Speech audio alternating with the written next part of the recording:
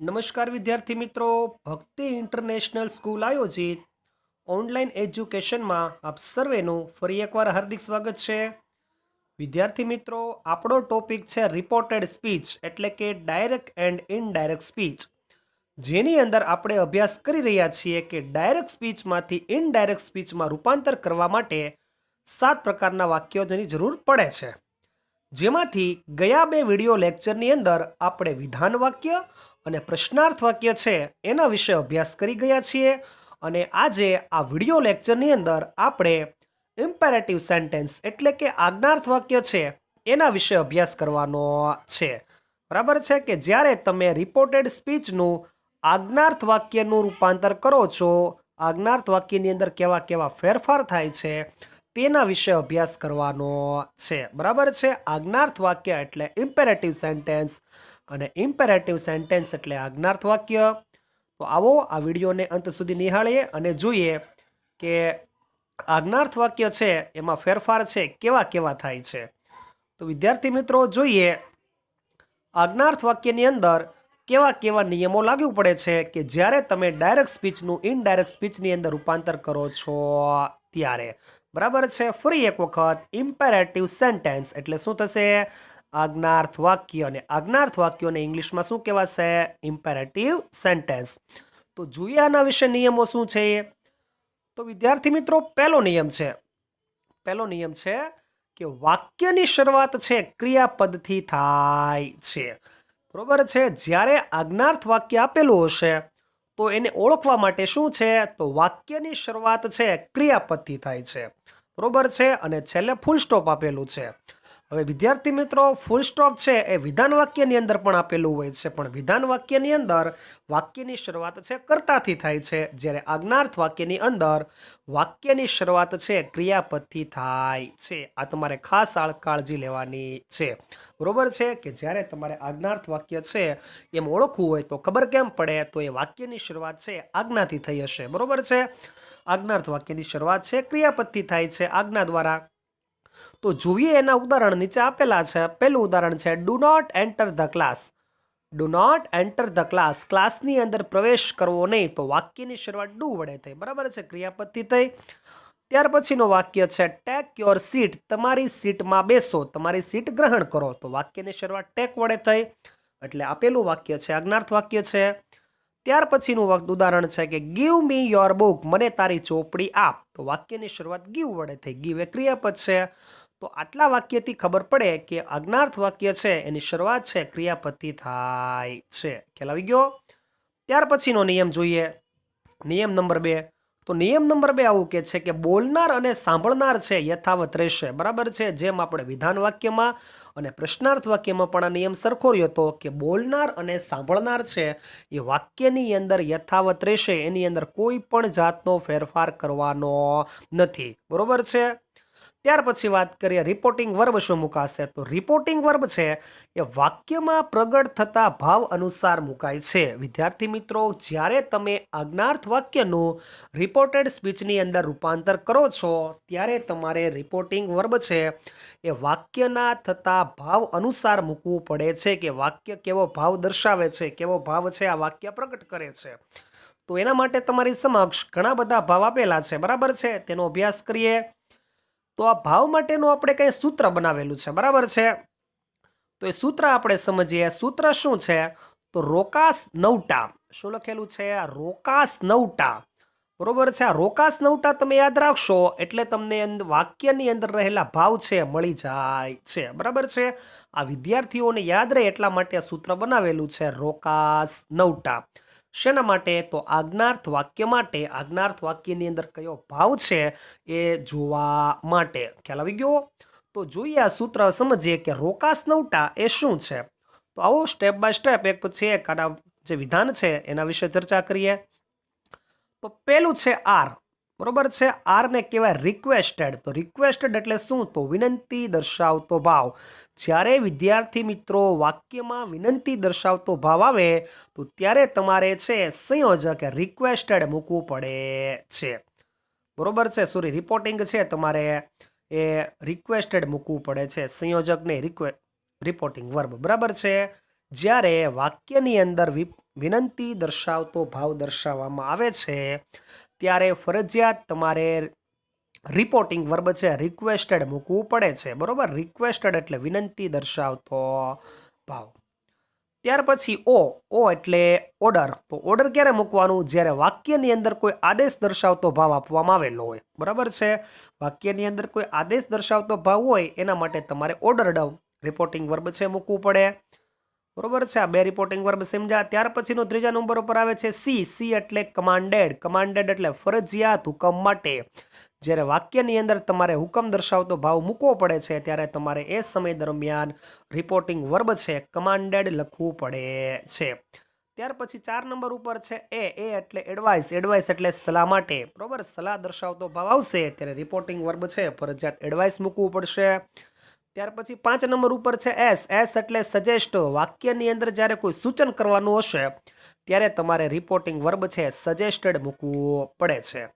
ત્યાર પછી 6 નંબર ઉપર છે એન એટલે નોટિસ. નોટિસ એટલે સૂચના માટે. વાક્યની અંદર રિપોર્ટિંગમાં જ્યારે તમને કોઈ સૂચના દર્શાવતો ભાવ જોવા મળે છે, બરોબર, ત્યારે તમારે રિપોર્ટિંગ વર્બ છે નોટિસ લખવું પડે છે. ત્યાર પછી 7 નંબર ઉપર છે ડબલ્યુ એટલે વોર્ન. વોર્ન ક્યારે મુકાશે? તો વાક્યની અંદર ચેતવણી દર્શાવતો ભાવ દર્શાવવા માટે, બરોબર છે. જ્યારે કોઈ વાક્યની અંદર ચેતવણી દર્શાવતો ભાવ જોવા મળે છે તો એ સમય દરમિયાન તમારે રિપોર્ટિંગ વર્બ છે વર્ન મૂકવું પડે છે. ત્યાર પછી 8 નંબરની ઉપર છે થ્રીટેન્ડ. ટી એટલે શું થશે? થ્રીટેન્ડ. થ્રીટેન્ડ એટલે ધમકી માટે. વાક્યમાં જ્યારે કોઈ ધમકી ભર્યો ભાવ દર્શાવવામાં આવ્યો હોય ત્યારે તમારે રિપોર્ટિંગ વર્બ છે ફરજિયાત થ્રીટેન્ડ મૂકવું પડે છે. અને 9 નંબર ઉપર છે એ એટલે આસ્કડ. કોઈ વસ્તુની માગણી દર્શાવતો ભાવ હશે તો ત્યારે તમારે ફરજિયાત આસ્કડ મૂકવું પડે છે, બરોબર છે. આ બધી જ વસ્તુ તમને સરળતાથી યાદ રહેશે એટલા માટે આપણે સૂત્ર બનાવેલું છે રોકાસ નવટા, બરાબર છે. ફરી એક વખત ટૂંકમાં જોઈએ. આર એટલે રિક્વેસ્ટેડ, ઓ એટલે ઓર્ડર, બરોબર છે. સી એટલે કમાન્ડ, એ એટલે એડવાઇસ, એસ એટલે સજેસ્ટ, એન એટલે નોટિસ, ડબલ્યુ એટલે વોર્ન, ટી એટલે થ્રેટેન્ડ અને છેલ્લું છે એ એટલે આસ્કડા, બરાબર છે. તો આનું ટૂંકમાં શું નામ થશે? રોકાસ નવટા. ફરજિયાત યાદ રાખજો શું છે? રોકાસ નવટા, બરોબર છે. તો વાક્યની અંદર છે આ 9 પ્રકારના રિપોર્ટિંગ વર્બ છે તમારે મૂકવા પડે છે. વાક્ય પહેલા જોવાનું છે કે 9માંથી કયો ભાવ દર્શાવે છે, બરોબર છે. ટૂંકમાં ફરી એક વખત જોઈએ. વિનંતી દર્શાવતા ભાવ માટે ફરજિયાત તમારે રિક્વેસ્ટેડ મૂકવું પડે છે. આદેશ દર્શાવતા ભાવ માટે ઓર્ડર મૂકવું પડે છે. ફરજિયાત હુકમ માટે કમાન્ડેડ મૂકવું પડે છે. સલાહ માટે એડવાઇસ મૂકવું પડે છે. સૂચન માટે સજેસ્ટ મૂકવું પડે છે. સૂચના માટે નોટિસ મૂકવું પડે છે. ચેતવણી માટે વોર્ન મૂકવું પડે છે. ધમકી માટે થ્રીટેન્ડ મૂકવું પડે છે. અને માંગણી માટે આસ્કડ મૂકવું પડે છે, બરાબર છે. તો એના માટે આ સૂત્ર તમારે યાદ રાખવું પડશે. આ સૂત્ર યાદ હશે તો વાક્યની અંદર રહેલો ભાવ છે તમને ખ્યાલ આવી જશે અને આસાનીથી તમે છે રિપોર્ટિંગ વર્બ છે મૂકી શકો છો, બરાબર. વાક્યનો ભાવ છે શું છે? તો રોકાસ નવટા, બરોબર. એટલે બધાનું શોર્ટ ફોર્મ છે અને એક સૂત્ર બની ગયું છે જેથી વિદ્યાર્થી મિત્રો તમને સરળતાથી આ બધી જ વસ્તુ યાદ રહી શકે. ત્યાર પછી વાત કરીએ સંયોજકની. સંયોજક શું છે? તો જો રિપોર્ટેડ સ્પીચનું વાક્ય એટલે કે ઇન્વર્ટેડ કોમાની અંદરનું વાક્ય જો હકારમાં હોય તો સંયોજક તમારે મૂકવાનું છે ટુ. શું મૂકવાનું છે? ટુ. ખ્યાલ આવી ગયો? ડબલ ઇન્વર્ટેડ કોમાની અંદરનું વાક્ય જો હકાર હશે તો ફરજિયાત સંયોજક ટુ મુકાશે. અને જો રિપોર્ટિંગ સ્પીચનું વાક્ય એટલે કે ડબલ ઇન્વર્ટેડ કોમાની અંદરનું વાક્ય નકારમાં હશે તો તમારે સંયોજક ફરજિયાત નોટ ટુ મૂકવું પડે છે. ખ્યાલ આવી ગયો? રિપોર્ટેડ સ્પીચનું વાક્ય હકારમાં તો સંયોજક ટુ આવશે અને જો રિપોર્ટિંગ સ્પીચનું વાક્ય નકારમાં તો સંયોજક આવશે નોટ ટુ, બરાબર છે. ત્યાર પછીનો નિયમ જોઈએ કે બિનજરૂરી શબ્દો રિપોર્ટેડ સ્પીચની અંદર જ્યારે ટુ અથવા નોટ ટુ મૂકશું, બરાબર છે, સંયોજક, ત્યારે તેના સ્થાને બિનજરૂરી શબ્દો આ પ્લીઝ, કાઇન્ડલી એ બધા જ શબ્દ છે દૂર કરી દેવા પડે છે. ત્યાર પછી આજ્ઞાર્થ વાક્યની અંદર ખાસ કે કાળની અંદર ફેરફાર થશે નહીં. મોસ્ટ ટાઈમ્પી ટોપિક છે, યાદ રાખજો મિત્રો. આજ્ઞાર્થ વાક્યની અંદર કાળમાં ફેરફાર થશે નહીં. ફક્ત કાળમાં આપણે ફેરફાર નથી કરવાનો, પણ આજ્ઞાર્થ વાક્યની અંદર આ સ્થળ અને સમય સૂચક શબ્દો છે એની અંદર તમારે ફરજિયાત ફેરફાર કરવો પડે છે. ત્યાર પછી વાત કરીએ સર્વનામ, તો સર્વનામમાં પણ તમારે વિવિધ ફેરફાર કરવા પડે છે નિયમ પ્રમાણે. આઈ, મી, માય, માઇન અને માય સેલ્ફ. બરોબર છે. તો આ છે નિયમ. ફરી એક વખત જોઈએ નિયમ. જ્યારે તમે આજ્ઞાર્થ વાક્ય છે એ ઇનડાયરેક્ટ સ્પીચની અંદર ફેરવો છો તો એના માટેના કયા નિયમ લાગુ પડે છે? તો પહેલો નિયમ છે વાક્યની શરૂઆત ક્રિયાપદથી થાય છે. બરોબર છે. બીજો નિયમ છે બોલનાર અને સાંભળનાર યથાવત રહેશે. ત્રીજું કે રિપોર્ટિંગ વર્બ છે વાક્યમાં પ્રગટ થતા ભાવ અનુસાર મુકાય છે અને વાક્યની અંદર કયા કયા ભાવ છે તમારી સામે રજૂ થયેલા છે? તો વાક્યની અંદર ટોટલ 9 ભાવ રજૂ થયેલા હશે. બરાબર છે. અને આમાંથી કોઈ પણ એક તમારે રિપોર્ટિંગ વર્બ છે દર્શાવવું પડે છે. અને સૂત્ર યાદ રાખવા માટે તમારે ફરજિયાત આ વિનંતી દર્શાવતા ભાવ છે વાંચી લેવાના છે. બરાબર છે. જેથી તમને ખ્યાલ આવે ભાઈ કયા અક્ષરનો રિપોર્ટિંગ વર્બ શું થાય છે. બરોબર. એટલે આ સૂત્ર યાદ રાખવાનું છે તમારે. રોકાસ નવટા. ત્યાર પછી જો વાક્યની અંદર સંયોજક મૂકવાનું છે તો રિપોર્ટેડ સ્પીચનું વાક્ય હકારમાં તો સંયોજક આવશે ટુ. રિપોર્ટેડ સ્પીચનું વાક્ય નકારમાં તો સંયોજક આવશે નોટ ટુ. ત્યાર પછી સંયોજક મૂક્યા પછી વાક્યની અંદર રહેલા વધારાના શબ્દ છે પ્લીઝ, કાઇન્ડલી, એ બધા જ તમારે દૂર કરી દેવાના છે. ત્યાર પછી કાળની અંદર ફેરફાર નહીં થાય. કાળની અંદર ફેરફાર નહીં થાય ત્યારે માત્ર સ્થળ, સમય, સૂચક, દર્શક દર્શાવતા શબ્દની અંદર ફેરફાર કરવો પડે છે. અને છેલ્લે સર્વનામમાં છે તમારે જરૂરી એવો ફેરફાર કરવો પડે છે. બરોબર છે. હવે જોઈએ વાક્યની અંદર એક્ઝામ્પલ. તો જોઈએ પહેલું એક્ઝામ્પલ છે. તો જોઈએ the master said to servant. Master એટલે માલિક, સેડ ટુ એટલે કહે છે, સર્વન્ટ એટલે નોકરને. માસ્ટર છે માલિક, એના નોકરને કહે છે ગેટ આઉટ ફ્રોમ હિયર. અહીંથી તું ચાલ્યો જા. બરોબર છે. તો માસ્ટર છે એના નોકરને કહે છે ગેટ આઉટ ફ્રોમ હિયર, તું અહીંથી ચાલ્યો જા. તો વાક્યની અંદર બોલનાર કોણ છે? તો બોલનાર છે ધ માસ્ટર, એટલે બોલનારનું બોલનાર. ત્યાર પછી જોઈએ વાક્યની અંદર રિપોર્ટેડ સ્પીચનું અંદર વાક્ય શું છે? તો gate out from here. Get out એટલે અહીંથી જતો રહે. તો ઓર્ડર કર્યો છે, હુકમ કર્યો ને જવાનો, તો હુકમને કહેવાય ઓર્ડર. તો રિપોર્ટિંગ વર્બ મુકાશે ઓર્ડરડ. શું મુકાશે? ઓર્ડર. કઈક રીતના ખબર પડી? તો વાક્યની અંદર રહેલા ભાવને જોતા, રિપોર્ટેડ સ્પીચનું વાક્ય જોતા ખ્યાલ આવશે. ત્યાર પછી સાંભળનાર કોણ છે? The servant. સર્વન્ટ એટલે નોકર. ત્યાર પછી જુઓ કે રિપોર્ટેડ સ્પીચનું વાક્ય કેવું છે? Get out from here, double at inverted કોમાનું વાક્ય હકારમાં છે. એટલે સંયોજક ફરજિયાત તમારે ટુ મૂકવું પડે. અને જોઈએ રિપોર્ટેડ સ્પીચની અંદર કાળમાં તો ફેરફાર કરવાનો નથી. તો ગેટ આઉટનું ગેટ આઉટ, ફ્રોમનું ફ્રોમ. પણ અહીંયા છે તમારે હિયર, એનું ફરજિયાત ધ્યાન કરવું પડે છે. સમય અને સ્થળ સૂચક દર્શાવતો શબ્દ છે આપણે બદલી નાખ્યો. બરાબર છે. એટલે પહેલું વાક્ય આ રીતના બનશે the master order the servant to get out from હિયરનું થશે ધેર. ખ્યાલ આવી ગયો? ત્યાર પછી જોઈએ વાક્ય નંબર 2. તો બીજું વાક્ય શું કે છે? She said to me, please give me your book. Please give me your book. તેણી મને કહે છે કે મહેરબાની કરીને તારી બુક આપ. તો બોલનાર છે શીના શી. હવે જોઈએ પ્લીઝ. વાક્યની અંદર રિપોર્ટેડ સ્પીચની અંદર શબ્દ આવ્યો છે પ્લીઝ. પ્લીઝ એટલે કયો ભાવ થયો? વિનંતી દર્શાવતો. તો રિપોર્ટિંગ વર્બ મૂકવું પડશે રિક્વેસ્ટેડ. બરાબર છે. પ્લીઝ વિનંતી દર્શાવતો શબ્દ આવ્યો એટલે આપણને ખ્યાલ આવી ગયો ભાઈ વિનંતી કરે છે, માગણી કરે છે કે વસ્તુ માટે વિનંતી કરે છે. તો શી પછી આવશે રિપોર્ટિંગ વર્બ આવશે રિક્વેસ્ટેડ. ત્યાર પછી સાંભળનાર મીનું મી. હવે જુઓ please give me your text book. આ સેન્ટેન્સ કેવું છે? હકારમાં. તો હકાર વાક્ય માટે સંયોજક ટુ. બરાબર છે. સંયોજક શું આવશે? ટુ. ત્યાર પછી પ્લીઝ જેવા શબ્દ છે એ દૂર કરી દેવાના છે તો કાઢી નાખો એટલે ગીવનું ગીવ. હવે મી છે એનો ફેરફાર કોના આધારે થાય? તો બોલનાર પ્રમાણે. બોલનાર કોણ છે? તો પ્રથમ પુરુષ. પ્રથમ પુરુષ બોલનાર પ્રમાણે એટલે શી બોલનાર છે તો શીની કર્મ વિભક્તિ થશે અહીંયા હર. બરોબર છે. શીની કર્મ વિભક્તિ થશે હર.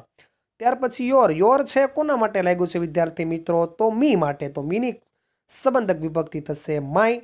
બરોબર છે. અને ટેક્સ્ટ બુકનો ટેક્સ્ટ બુક. ખ્યાલ આવી ગયો? એટલે આપેલું વાક્ય શું બનશે? C requested to me give Har my text book. બરાબર છે. ત્યાર પછી વાત કરીએ વાક્ય નંબર 3ની. તો જોઈએ ત્રીજું વાક્ય શું કહે છે. Mother said to her child, mummy છે તેના ચાઇલ્ડ એટલે તેના પુત્રને કહે છે, get up early in the morning, કે સવારે વહેલો છે જાગી જા. બરોબર છે. તો જોઈએ બોલનાર કોણ છે? મધર. તો મધરનો મધર. હવે જો વાક્યની અંદર કેવો ભાવ થયો છે.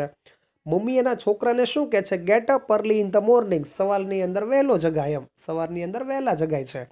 એટલે સલાહ આપે છે, તો સલાહ માટે થશે એડવાઇઝ. બરાબર છે. મધર બોલનાર છે, મમ્મી એના પુત્રને સલાહ આપે છે, એટલે ભાવ થયો સલાહનો.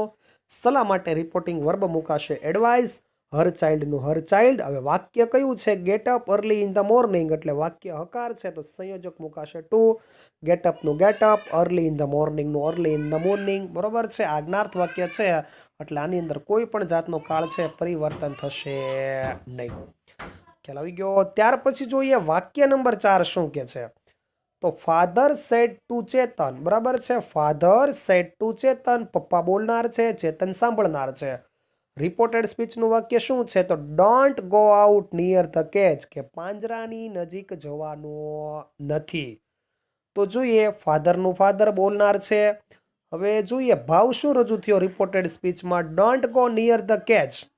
બરોબર છે, કે પાંજરા પાસે જતો નહીં. તો એના છોકરાને ચેતનને પપ્પાએ શું કર્યું? વોર્ન, અગાઉ વોર્ન કરી દીધો ને, એમ સજાગ કરી દીધો કે પાંજરાની અંદર જતો નહીં. એટલે આવશે રિપોર્ટિંગ વર્બ આવશે વોર્ન. બરોબર, ચેતવણી આપી, એમ જતો નહીં. સાંભળનાર છે ચેતન. રિપોર્ટિંગ પૂર્વકમાં તમને ખ્યાલ આવી ગયો. બરાબર છે. ચેતવણી આપી છે એટલા માટે વોર્ન મુકાશે. ફાધરનું ફાધર. બરોબર છે. વોર્નિંગ આપી છે એટલે વોર્ન. સાંભળનારનું ચેતન. હવે ડોન્ટ છે એનું શું થશે? Not two. ડોન્ટનું શું છે? Not to go out near the catch. બરોબર છે. વાક્ય છે એ નકારનું છે રિપોર્ટેડ સ્પીચનું, એટલે શું મુકાશે? Not to. બરોબર છે. સંયોજક શું મુકાશે? Not two. ડોન્ટ ટુનું શું થઈ જશે? Not to. બરાબર છે. રિપોર્ટેડ સ્પીચનું વાક્ય નકાર છે એટલે સંયોજક થશે નોટ ટુ. અને ગો આઉટ નિયર ધ કેજનું એમ જ રહેશે. એની અંદર કોઈ પણ જાતનો ફેરફાર કરવાનો નથી. ત્યાર પછી જોઈએ વાક્ય નંબર 5 શું કે છે. તો વાક્ય નંબર 5માં જોઈએ lucky said to us. Lucky said to us. Lucky અમને કહે છે don't eat stall food. Stall food એટલે બજારનો જે ખોરાક છે ખાવાનો નથી. બરાબર છે. તો બોલનાર કોણ છે? લકી. હવે લકી છે અમને શું આપે છે? સલાહ આપે છે. ભાઈ બહારનું છે, બજારનું કંઈ ખાવાનું નથી. તો સલાહ આપવા માટે રિપોર્ટિંગ વર્બ મુકાશે એડવાઇઝ. શું મુકાશે? એડવાઇઝ. બરોબર છે. તો જોઈએ લકી એડવાઇઝ અસ. લકી બોલનાર છે એટલે લકીનું લકી. રિપોર્ટિંગ વર્બ છે સલાહ આપે છે એટલે એડવાઇઝ. અસનું અસ. વાક્ય જો રિપોર્ટેડ સ્પીચનું ડોન્ટ છે એટલે નકાર વાક્ય છે એટલે સંયોજક મુકાશે નોટ ટુ. ઈટનું ઈટ. સ્ટાઇલ ફૂડનું સ્ટાઇલ ફૂડ. જેની અંદર કોઈ પણ જાતનો ફેરફાર કરવાનો નથી. ખ્યાલ આવી ગયો. ત્યાર પછી છઠ્ઠું વાક્ય જોઈએ કે દિલીપ સેડ ટુ સુરેશ. દિલીપ છે સુરેશને કહે છે ગીવ માય મની બેક. મને મારા પૈસા પાછા આપી દે. અધરવાઇઝ નહીં તો આઈ વિલ સી યુ. નહીતર હું તને જોઈ લઈશ. બરાબર છે. વાક્યની અંદર છે દિલીપ બોલનાર છે, સુરેશ સાંભળનાર છે. તો દિલીપ સુરેશને કહે છે કે મને મારા પૈસા છે ભાઈ પાછા આપી દે, નહીતર હું તને જોઈ લઈશ. તો જોઈએ વાક્ય આપણે રિપોર્ટેડ સ્પીચમાં ફેરવીએ તો દિલીપનું દિલીપ. દિલીપ છે સુરેશને શું કરે છે? ધમકી આપે છે ભાઈ પૈસા પાછા આપી દે, નહીતર હું તને જોઈ લઈશ. બરોબર છે. તો ધમકીનો ભાવ રજૂ થયેલો છે વાક્યની અંદર. તો ધમકી માટે ભાવમાં શું મુકાશે? થ્રેટેન્ડ. શું મુકાશે? થ્રેટેન્ડ. તો આપણે મૂક્યું થ્રેટેન્ડ. સાંભળનાર સુરેશનું સુરેશ. હવે વાક્ય છે રિપોર્ટેડ સ્પીચનું ડબલ ઇન્વર્ટેડ કોમા એ જોવાનું છે. નકારમાં છે કે હકારમાં છે? તો હકારમાં છે, કારણ કે give my money back otherwise I will see you. આમાં તમને ક્યાંય નોટ આપ્યો નથી એટલે શું મૂકવાનું છે? સંયોજક ટુ. બરોબર છે. ગીવનું ગીવ. હવે આપ્યું છે માય. બરોબર છે. સમજો વિદ્યાર્થી મિત્રો. ત્યાર પછી ગીવ પછી ક્રિયાપદ આપ્યું છે માય. તો માય એટલે પહેલો પુરુષ. પહેલા પુરુષનો ફેરફાર કોના આધારે થશે? તો બોલનાર પ્રમાણે દિલીપ આધારે. બરોબર છે. માય છે સંબંધક વિભક્તિ છે, તો દિલીપની સંબંધિક વિભક્તિ શું થશે? હીઝ. બરોબર છે. મનીનું મની, બેકનું બેક, અધરવાઇઝનું અધરવાઇઝ. પ્રથમ પુરુષ આઈ છે કર્તા વિભક્તિ, તો આઈનો ફેરફાર શેના આધારે થશે? બોલનાર પ્રમાણે. દિલીપ માટે થશે હી. વિલનું વિલ, સીનું સી. અને ત્યાર પછી ક્રિયાપદ પછી યુ છે તો યુનો ફેરફાર કોના આધારે થશે? સુરેશ માટે, તો સુરેશની કર્મ વિભક્તિ થશે અહીંયા હિમ. ખ્યાલ આવી ગયો? તો આ પ્રમાણે તમારે છે આજ્ઞાર્થ વાક્યનો ફેરફાર છે રિપોર્ટેડ સ્પીચની અંદર કરવો પડે છે. બરોબર, તમારે ખાસ સૂત્ર યાદ રાખવું પડશે. પેલું રોકાસ નવટાવાળું, ત્યાર પછી વાક્યની અંદર તમારે છે સલાહ જોવાની છે. બરાબર છે, કયો ભાવ પ્રગટ થયો છે એ ખાસ જોવાનું છે. ત્યાર પછી જે આપણા સામાન્ય નિયમ છે એ તમારે ખાસ જોવા પડશે. બરાબર છે, કોની અંદર ફેરફાર થશે, કોની અંદર થશે નહીં. બરોબર, આટલું તમે ધ્યાન રાખશો તો તમને છે ભાઈ આજ્ઞાર્થ વાક્યનું રૂપાંતર છે રિપોર્ટેડ સ્પીચની અંદર કરતા સરળતાથી આવડી જશે. ખ્યાલ આવી ગયો વિદ્યાર્થી મિત્રો? આશા રાખું છું આ વિડીયોની અંદર તમને બધું જ ખ્યાલ આવી ગયો હશે. હવે પછીના લેક્ચરની અંદર આપણે બીજા વાક્યનો અભ્યાસ કરીશું. ત્યાં સુધી રજા આપશો. જય હિન્દ, જય ભારત, અસ્તુ.